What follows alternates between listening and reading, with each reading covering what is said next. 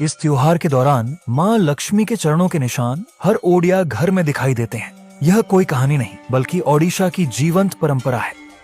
मानवसा गुरुवार।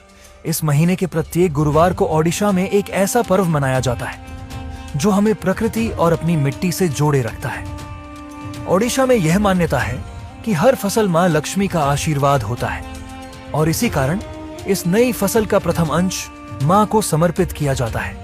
इस पर्व के माध्यम से सूर्योदय से पहले घर की माएं उठती हैं, पूरे घर की सफाई करती हैं, क्योंकि यह विश्वास है कि माँ लक्ष्मी वहीं प्रवेश करती हैं जहां स्वच्छता होती है।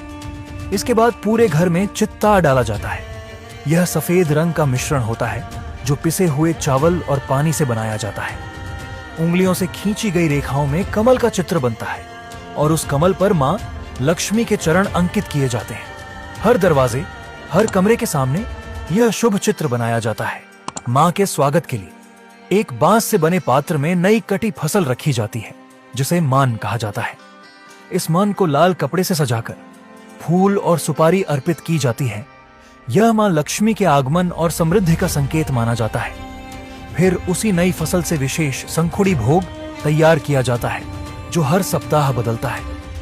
पहले गुरुवार को दूध और चावल का खीर बनाया जाता है, दूसरे गुरुवार चित्तऊ पीठा, तीसरे गुरुवार दही भात और अंतिम गुरुवार मंडा पीठा, जिसकी सुगंध आज भी बचपन की याद दिला देती है।